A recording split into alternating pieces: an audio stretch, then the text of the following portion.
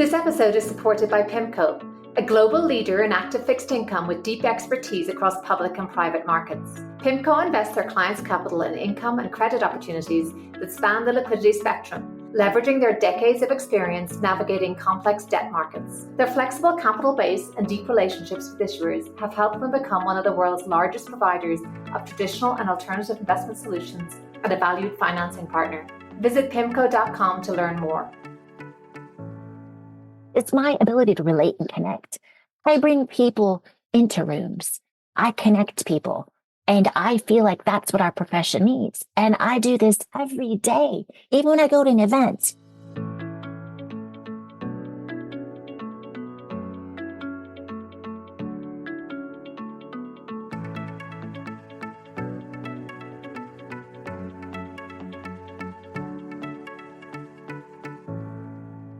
I'm Ethan Devitt, and welcome to the 50 Faces podcast, a podcast committed to revealing the richness and diversity of the world of investment by focusing on its people and their stories. I'm joined today by Marguerita Cheng, who is CEO of Blue Ocean Global Wealth, based in the Washington, D.C. area, as well as being a founding member of Kiplinger Advisor Collective and The Authentic Asian. A keen runner, she was co-founder of 261 Fearless, a global nonprofit organization that uses running as a vehicle to empower and unite women, as well as Girls on the Run, where she's a soulmate. She's also a podcast host of Margaritas with Marguerita podcast, where she shares financial literacy and financial planning advice. Welcome, Rita. Thanks for joining me today. Thank you so much for having me. Well, you have an extensive resume with many chapters within the field of wealth management. Can you briefly walk us through your path to here? Absolutely. So I graduated with double undergraduate degrees in East Asian language and literature and finance. And it is actually the East Asian language and literature degree that helped me secure my first job in finance. I had the opportunity to work at a Japanese securities firm. And in this role, my job was to read financial statements, work with the analyst team, and write summaries in English. So in this job, I learned how to write in a clear, concise, compliant manner. I did that in my 20s, and it was time to come home to the United States and complete my second degree. And during my time at the brokerage firm, I learned a lot, but I realized something was missing. It seemed very transactional. And while it was fast-paced and I liked learning, I realized that the discipline of personal financial planning more appealed to me. However, I recognized in my 20s, who is going to take me seriously? What does this person know about retirement? So during that time, I put my head down. I read every book I could on personal finance. I helped my husband prepare for the CPA exam because in school, I studied accounting and finance, but eventually I just earned my degree in finance. Then we got married, bought a house, had 2 kids. It was at that point in time where I felt, you know what? I feel like I have some street credibility. I am going to join the financial advice profession. So there I was with a 3-year-old, not even 3 years old, almost 3 years old, and a 6-month-old, where I said, I'm going to join the profession. So for those people who don't know me, who think that I may be meek and weak, they don't understand that I passed 4 tests in 6 weeks with a child who wasn't even 3 and a child who wasn't even 6 months old. That takes a lot of determination. So I tell people just me being in the profession, I already feel like I had to overcome so much. And I tell people, please don't underestimate people who seem a little bit quiet, because I'm the type of person where I'm just kind of taking everything in and observing the world. So that's my story about I liked what I did, but I felt like something was missing. And I'm so glad that I just took the time to pause, look around the world around me and be like, you know what? Let me learn more about the financial planning profession. And that's what I did. Well, that's funny. I don't think anybody would call you weak or meek today, but I can understand that maybe you felt you were perceived that way. And it's interesting because I do think there's a lot more learning around this, the concept Susan Cain, quiet, around introverts and the role they play. And it's not even if someone is introverted in every setting, but maybe the desire to take things in. And How did you feel that then that suited you to developing business? Because obviously within financial advice, there is the advice component and there is the growing the business component. How did you develop those chops, I suppose, or that skill? Oh, sure. So this is what's interesting. I know that sometimes these practices still persist where someone will ask you, who do you know? And you make a list of friends or family. And I remember someone asked me, who do you know? And I think I had 2 or 3 names. They're like, you don't know any other people? I'm like, look at me. I have 2 kids, like under 3. My daughter isn't even 3. They're like, what about your parents? I'm like, my dad doesn't even live in this country. My dad lives in Taiwan. He's on a long-term consulting project. And the sales manager looked at me like, how are you going to grow your business? I was like, well, I guess I'm just going to have to pick up the phone and make phone calls. Believe it or not, my first year, I acquired 33 clients. 31 were from strangers. 32 was from one of the names on my list, and 33 was from my dad. So how did I acquire clients? You know what? I am multiracial. I'm multicultural. I would say my cooking is not my best suit. However, my ability to listen, relate, and connect with people is off the charts. Because growing up, my grandmother would speak to me in Mandarin. I'd answer in English. I'd go to Mandarin language school. And then there was a period in time where I went to classrooms, not in this country, where I didn't understand anything in the classroom, but I could observe. I could read what was on the chalkboard and I could listen. And so those are all really good skills for a newbie advisor, the ability to listen and connect. And I know that it was hard. However, I'm the type of person where I'm incredibly disciplined and focused. Even if I hate doing something, I tell myself, okay, even though you don't like doing this, you have to be the best at this. You have to do your best.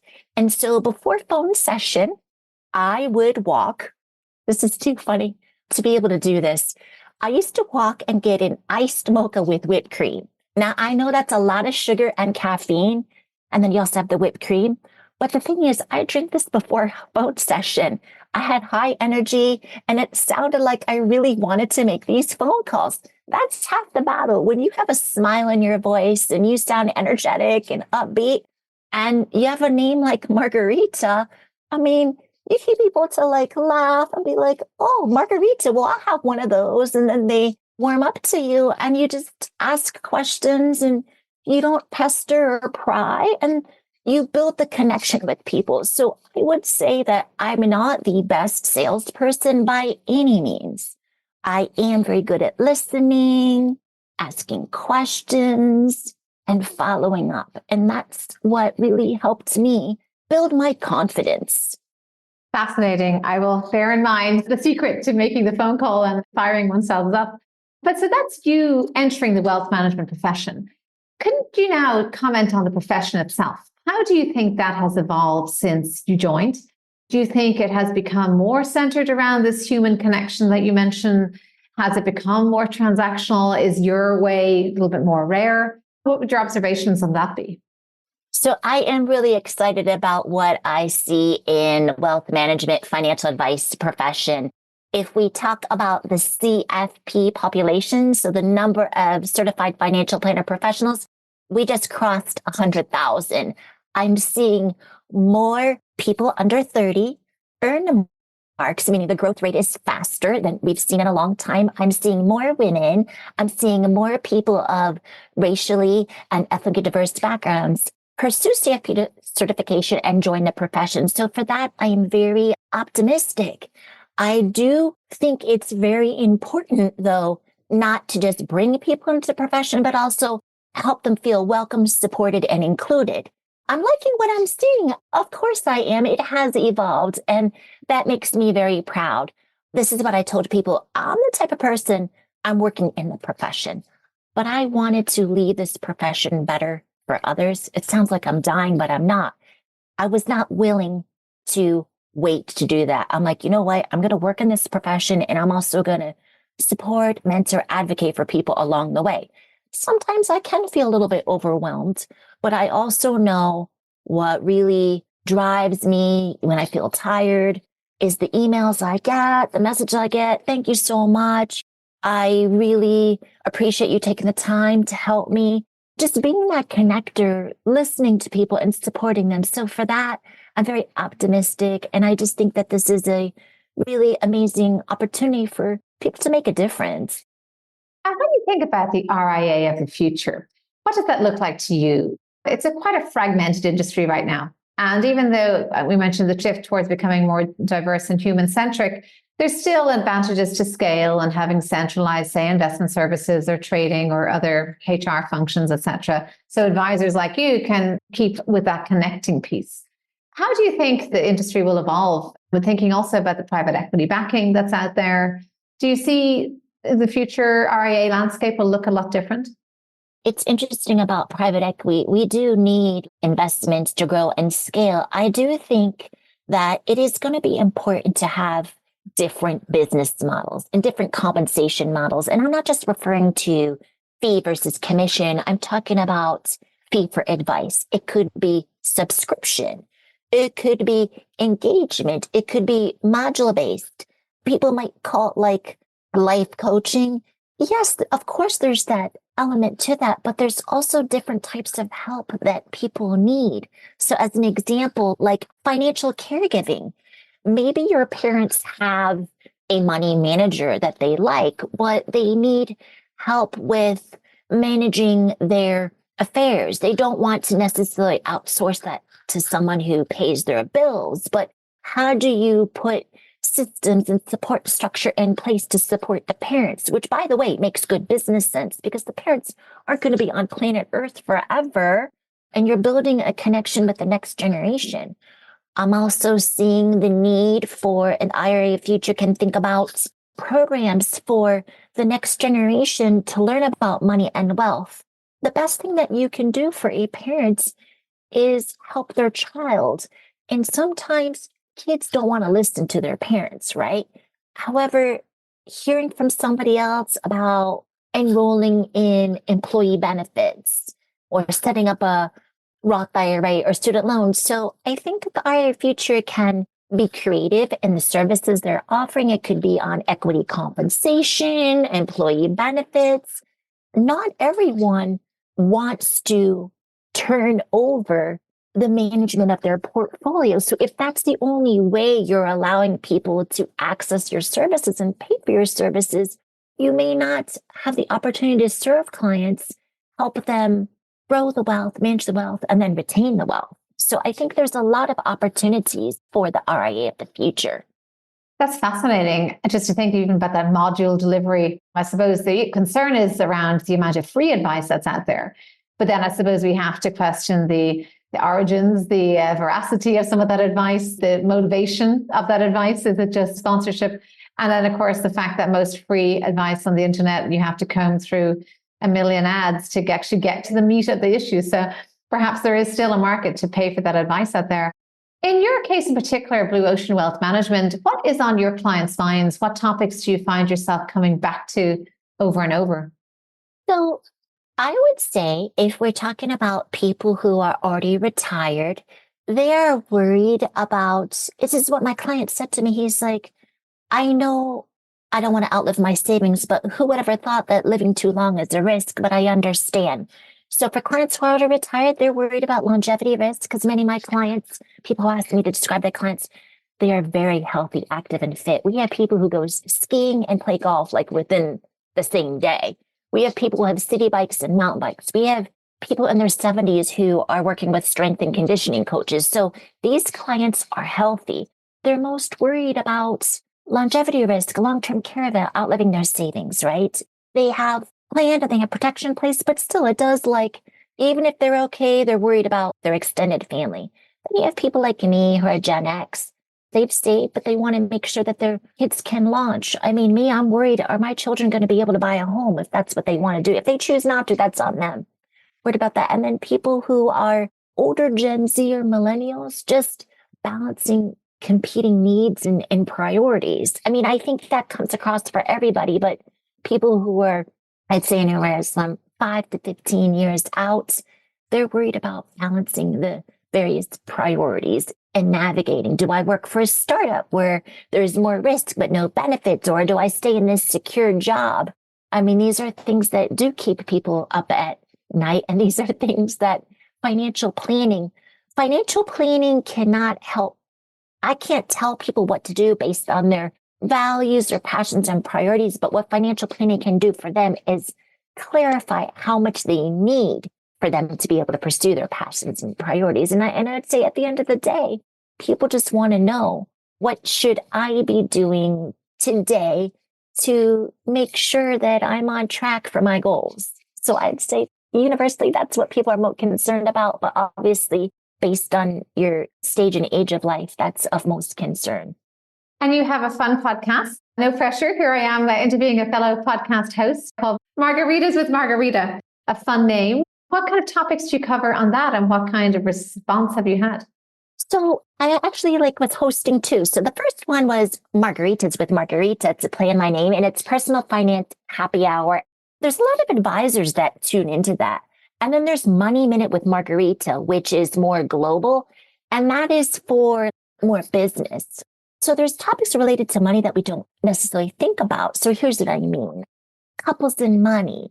How do you address aging and talking to your parents? So these are really good questions, and listeners like tuning in to hear how other people are handling it. So I didn't think anybody listened, but I guess they do. They're like, wow, I really like what you said, how you can nudge your parents to plan, because sometimes people don't plan because it's not pleasant. But then when you approach these conversations from a place of care, people will turn around. And even someone from college said to me, he's not a client, so it's okay that he texted me. He texted me, he's like, Rita, when you were a freshman in college, I always thought you were really smart. And I was like, well, that's good. But now I really think you're smart. I did exactly what you said when I was talking to my mom, and it totally works. And I was like, so you just tell your parents that mommy and daddy, we want to do what it is that you want. I know this is difficult, but it'd be inappropriate for us to decide what you want to do. You don't need to make these decisions tomorrow, but help us help you. And remember, we love you, and we know this is hard. And he's like, you know what? I did it with my mom, and it was so well received. So these are the types of things that people are really enjoying listening to. Also, how do you talk to your spouse or partner about money, kids and money?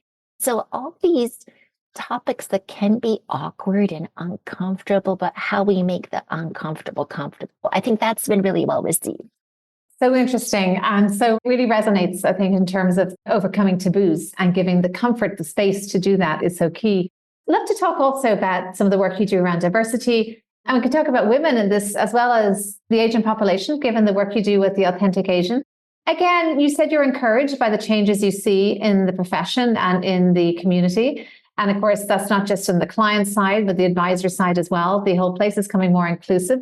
I suppose, what do you do in particular that you find is helpful there? Do you have group discussions, affinity groups? Do you recruit, help with recruiting, help with mentorship? So what I do is I try to make myself available to individuals who are interested in the profession. Sometimes I might do it in a group setting, and other times I just say, hey, if you have any questions, you want to reach out. It's been very well received, because sometimes people want to ask a question, but they prefer to ask it in a more private setting. I think mentorship is important. We also talk about sponsorship, right? The other thing that I think is key, there's a connection between mentorship and sponsorship. And sponsorship, usually see that within an organization. I think one of the things that I've encouraged other people to do is be that connector. There's a bridge between mentorship and sponsorship. But if you know of somebody, making that introduction, because people who aren't already in the profession may not know the things that we take for granted. So whether that is an email introduction to someone, or sharing a link to a podcast, or inviting them to an event with you. Now that we're no longer on lockdown and people are gathering in events, what I do is I might invite someone to an event with me. And if I can't be at that event, I will coordinate and I'll make sure that they have a buddy to greet them. This is something that I've actually taught my kids. They are not in the profession. Never want anybody to sit at a conference or an event alone. I want them to remember that Margarita introduced them, and they left this event with 3 new names and 3 new friends. So when they come back, they don't feel alone. And this has been very well received. The other thing that I also do to support the profession is for people who are younger and newer to the profession. I said younger and newer because there could be people that are newer to the profession that may not be younger. So that's why I say younger and newer to the profession. We talked about being that connector, but also asking them how you can best support them, whether that's like writing a letter of recommendation for an industry award, nominating them, even if they don't win. The fact that you have been intentional and proactive in supporting them. And when they do win, it makes you feel good because you've contributed that to their success. So that's what I would say. It's very important. There's one thing I can say to people. We all can do a little bit to make a difference. And I want you all to have the abundance mentality. Me taking the time to write a letter of recommendation for someone else so they have this opportunity is not taking anything away from me. If anything, it's actually elevating the profession because it's creating a culture of giving and support. It's so interesting because all of that wraparound, that little extra piece you speak about, it reflects to me the importance you put on following up before. Because following up is that extra piece at the end of an interaction that often gets forgotten, and you actually need no training in that. It's the most obvious, natural closing of a relationship that should happen. And I've never heard anyone say before that they pay attention to ensure that nobody is sitting alone at an event and that they feel included at the event. But so many people would simply stop at inviting someone to the event. But it's the lack of follow-up then can make the vast difference between the event being a warm success or something that makes them feel excluded or less apart. So really interesting how that little gesture can make such a difference. I'd love to ask also, speaking of gestures that make a difference, so you have many board roles and very involved in many industry organizations. Given that many of us would like to sit on more boards and see that as a way of giving back, what do you think makes a good board director or chair in your view? Sure. Thank you for the question. The first thing I would say is thinking strategically and taking the time to understand the organization. That's the first thing. The second thing is once you think strategically and you understand the organization, think about the unique skills or talents you have, right? And then also think about your areas of interest. I think that's all really foundational. And then once you're on the board, recognize that you speak as one voice. So once a decision is made, it's important to have unity in that decision. It takes time to get there. I talk about myself, right? I remember I interviewed for a board position and they're like, why you? What makes you so great? And I was like, first of all, I don't think I'm so great, but the reason why I'm here, I was like, because if I came here and thought that I told you I think I'm so great, you think I'm arrogant. And you're like, oh, she's arrogant. I said, but let me tell you, what I really believe that I can bring to the table here is my ability to relate and connect. I bring people into rooms. I connect people. And I feel like that's what our profession needs. And I do this every day, even when I go to an event. The other thing that I think sold them, I was like, I'm actually an introvert. I've taken personality tests and I actually lean slightly more towards introversion. But that doesn't mean I don't talk to people. I'll come to an event and it's not cheesy. I'll introduce myself. And once people do that, they'll see that 4 other people introduce myself. I was like, so that's exactly why you need me in this room. And I did get the board position, not because I was arrogant. I was like, here's what I can do. And here's what I have done. And here is what I will do for you. And so I think that that comes across as sincere and genuine. But don't think that you want to just be on the board to put it on your resume, but think about the mission of the organization, the strategy, and how you can best support that. Wonderful. Well, I'd like to come to some personal reflections now. So we know we've had quite a lot of reflection already around the personality that works well in certain circumstances and how you can make a difference. We talked, it's been a very positive trajectory as we've discussed, but not without its hardships at the beginning. Were there any particular setbacks or challenges that you experienced in your trajectory so far that you learned lessons from? Sure. So the first thing that I learned is to advocate for myself. It wasn't easy. I had to advocate for myself, and I was very careful how I went about it. So here's what I mean. I told you when I first joined the profession, my eldest daughter was not even 3 and my son wasn't even 6 months old, and I hadn't even had my 3rd kid. I knew that there was really nobody who looked like me. I'm not just talking about age, race, ethnicity, gender, right? I didn't see any working moms. I didn't see any working moms of racial or cultural ethnic diversity. But there were times when I encountered difficulties. So here's what I mean. The sales manager said to me, he's like, you're a lousy financial advisor. You might want to rethink this. You spend too much time asking questions, listening. Now, I didn't cry. I didn't mouth back. I just kind of was quiet. And this is the power of being quiet and not reacting. I just took it all in and I thought about it. And I didn't think about it where I was angry, where I let it eat at me. I really reflected. That's who I am. I reflected and I said, you know what? He is right. I am lousy for what he wants me to be. I will never be loud, pushy, aggressive. So he's right. His perception of what a successful financial advisor looks like and sounds like, and acts like, I will never live up to that. He's right. I'm lousy. However, for what I want to be, I am who I am. And that's when I realized that we both can be right about the same thing. But it was very, very difficult for me. I'm not going to deny it. There were times when, like, I felt all alone.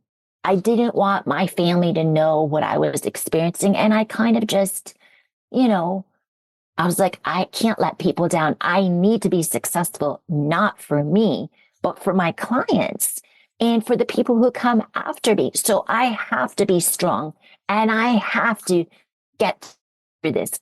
I'm not just being successful for me, but I want people to know that people who look like me, whose experiences are like me, can still be successful in this profession too. So yes, it was very difficult, but I knew that once I changed the mindset, I wasn't combative and I leaned into my inner strength. Like, my strength is the ability to relate and connect with people. I'm not pushy. He's right. Like, I'm lousy, but guess what? I'm right too. And I would say that that was hard. Amazing self-reflection to do that and not to be combative, as you said, to push back. Besides somebody like that who clearly did have an influence on you because he caused you to reflect, were there any mentors that had maybe a positive influence that were the role model that you're seeking now to be to others?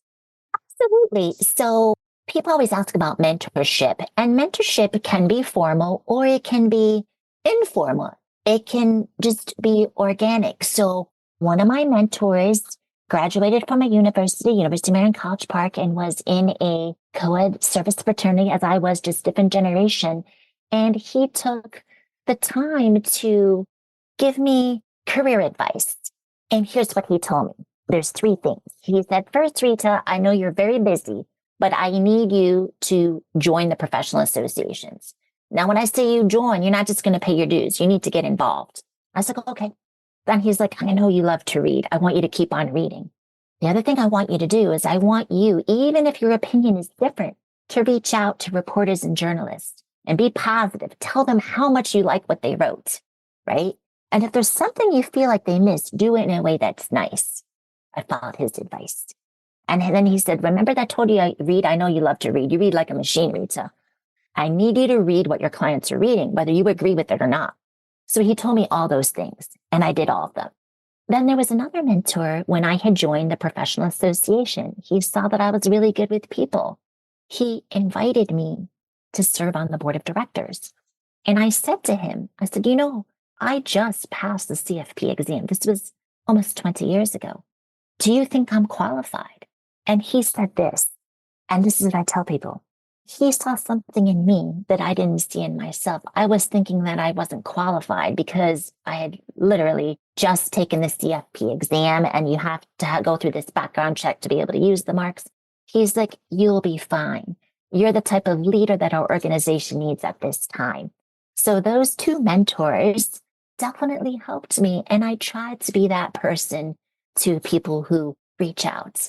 The other thing I tell about mentorship is they were older white men, and their story and their journey was a little bit different, but both of them were really mindful of knowing that what they did might not work for me, but hey, here's 3 things that you can do that will be helpful for you. So you can join an association. I know you like to read, Rita. Continue reading. I know that you like writing. reach out to those people. Another one is like, you're really good in bringing people together. So I'm going to invite you to serve on this board. Your job is to be membership director. All you need to do is talk to people and bring people into the chapter. And both of them like really helped my confidence, because I'm like, even though like I'm newer to the profession, I have something of value to give. And so I always try to see that in others and create opportunities for others. You certainly do pass it on. Well, closing thoughts. My last question is around any key piece of advice. You seem to have got lots, and we've already shared a lot in here. Any one thing maybe that you could tell your younger self? Any word of wisdom to leave us with? Oh, sure. Absolutely. So sometimes I was afraid to ask for help. Asking for help is not a sign of weakness, right? Sometimes, especially, I can say this. My dad was born in China, left China for Taiwan, worked so hard to get to America. Yes, many people helped him along the way. But sometimes we feel that if we ask for help, it's a sign of weakness. My dad didn't tell me not to ask for help. That's not where I'm going with this. But sometimes there are cultural perceptions of how we grew up. But just remember, when you accept help, you don't have to do everything that person is telling you. But when you don't accept help, you are depriving someone of the opportunity to help you. And as much as you can benefit from the help, that person benefits as well. So that's something that I learned early on. And I wish I could have told myself early, because I was scared, rightfully so. I didn't see anybody like me. I didn't want people to think I was incompetent, incapable. But once I realized, I was like, hey, there's lots of people who want to help you.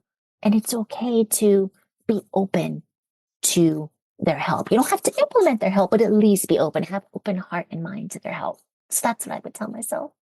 I love it. Well, I think you used the word meek earlier, and it brought to mind the expression, the meek shall inherit the earth.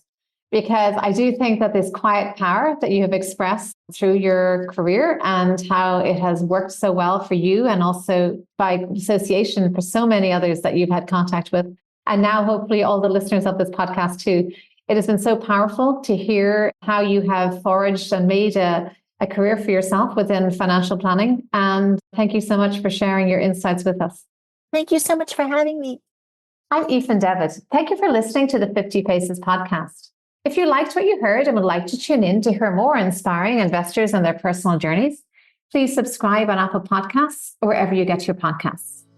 This podcast is for informational purposes only and should not be construed as investment advice, and all views are personal and should not be attributed to the organizations and affiliations of the host or any guest.